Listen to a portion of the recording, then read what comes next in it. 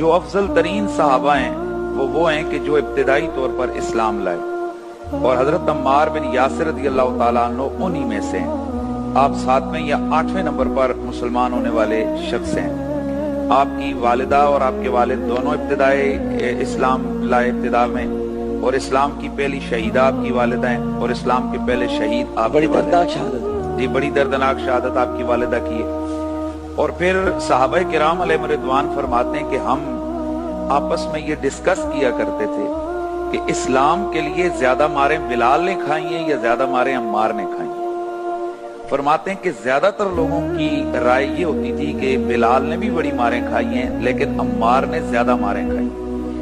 ان کو جلایا گیا، ان کے تپتے ہوئے پتھروں پر لٹایا گیا، ان کے پورے جسم پہ زخم کے اور جلن کے نشان تھے۔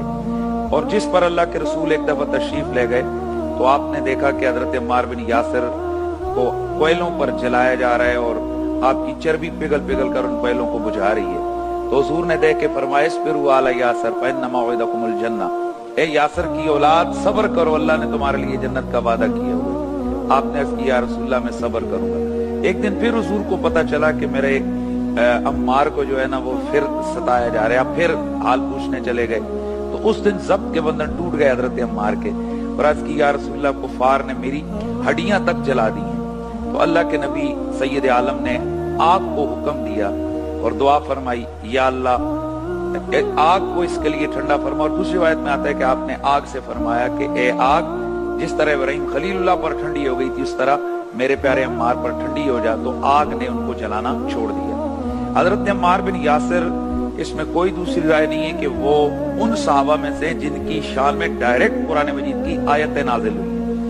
آپ کے لیے حضور نے ارشاد فرمایا کہ لوگوں کا ایمان ان کے دلوں تک محدود ہوتا ہے، عمار میرا وہ صحابی ہے کہ اس کا ایمان اس کی ہڈیوں اور ریشوں تک اور پھر الا من اکرہ وقلبہ مطمئن بالایمان وہ آیت بھی ان کے لیے اتری۔ اور پھر جب آپ نے وہ شکایت کی یا رسول اللہ میرا تو پورا بدن جو ہے نا وہ جل گیا ہے، اس پر بھی آیت آ گئی کہ اللہ تعالیٰ تمہیں اس حال میں نہیں چھوڑے گا جب تک کہ وہ تمہیں آزما نہ لے۔ تو یہ ان لوگوں میں سے ہیں کہ جنہوں نے بدر میں حصہ لیا۔ اچھا یہ ذو ہجرتین ہیں، 2 ہجرتیں کی، حبشے کی طرف ہجرت ہوئی تو ان کے سردار حضرت عمار بن یاسر تھے، اور پھر مدینہ طیبہ میں ہجرت ہوئی، وہاں بھی مہاجر ہیں، بدر میں حضور کے ساتھی ہیں، آپ خندق میں حضور کے ساتھی ہیں۔ حضرت عمار بن یاسر رضی اللہ تعالیٰ عنہ کے بہت سارے فضائل کمالات ہیں۔ میں آپ کی بات سے 100% اتفاق کرتا ہوں کہ جتنا بڑا یہ صحابی ہے اتنا زیادہ ان کا ذکر نہیں کیا کیونکہ یہ مولا علی کا جرنیل تھا۔ میں تو سچی بات کروں، اسے میں نے آپ سے کیوں کہا، میں بات یہ گلہ ہے۔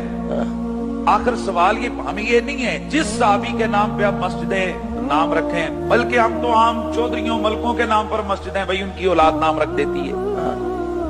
سوال یہ پیدا ہوتا ہے کہ حضرت عمار اتنا بڑا بندہ ہے کہ اللہ کے رسول فرماتے ہیں 4 اربعۃ من الصحابی ان الجنۃ لتشتاق الی اربعۃ من الصحابی، اور کئی الفاظ سے یہ حدیث موجود ہے، اور اس کو محدثین نے صحیح اور بعض نے حسن قرار دیا۔ حضور نے فرمایا جنت میرے 4 صحابہ کی، میرے صحابہ میں سے 4 ایسے ان کی دیدار کی مشتاق ہے۔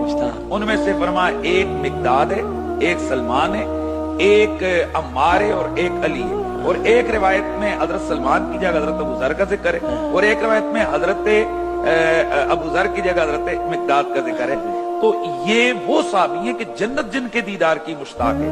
اور پھر حضور زندگی میں آپ کو شہادت کی خبر دے کر گئے، اور آپ نے فرمایا کہ عمار جب آپ مسجد نبوی تشریف اپنا تعمیر ہو رہی تھی تو رسول اللہ صلی اللہ علیہ وسلم آپ بھی اینٹیں اٹھا رہے تھے، تو حضرت عمار بن یاسر 2 یہ اینٹ سے مراد یہ والے بڑے بڑے بلاک تھے مٹی کے بنے ہوئے، تو آپ اٹھا کے جا رہے ہو۔ حضور نے فرمایا عمار یہ کیا کر رہے ہو، 2 کیوں اٹھا رہے ہو؟ آج کی یا رسول اللہ ایک اپنی طرف سے اور ایک آپ کی طرف سے۔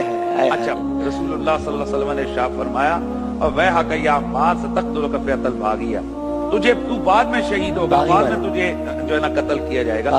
اب یہاں دیکھیں کہ رسول اللہ صلی اللہ علیہ وسلم کو پتہ ہے کہ یہ کیسے ان کی شہادت کیسے ہوگی، بعد میں کتنے عرصے بعد 37 ہجری میں آپ کا انتقال اور وصال مبارکہ ہوا، اور پہلی ہجری میں مسجد نبوی کی تعمیر ہو رہی ہے۔ 37 سال بعد آنے والے واقعات کو رسول خدا نگاہ نبوت سے دیکھ کر بیان فرما رہے تو عرض کرنے کا یہ مطلب ہے ڈاکٹر صاحب کہ ضرورت اس امر کی ہے کہ یہ جو بھی حضور کے پیارے ہیں ہمیں ان کا ذکر بھی کرنا چاہیے اور ان کا تعارف امت کو کروانا چاہیے اور امت کو بتانا چاہیے کون کون لوگ ہیں بھائی جن کی وجہ سے آج ہم مسلمان ہیں اور جن کی وجہ سے اسلام کو اللہ تعالیٰ نے اتنا عروج اور قوت عطا فرمائی ہے.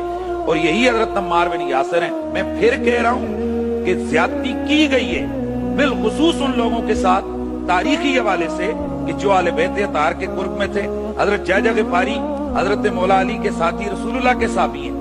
ڈاکٹر صاحب افسوس کا مقام یہ اس صحابی کے بارے میں کتابوں میں اتنی نیگیٹو چیزیں لکھی گئی ہیں کہ ایک بندہ کانوں کو ہاتھ لگاتا ہے.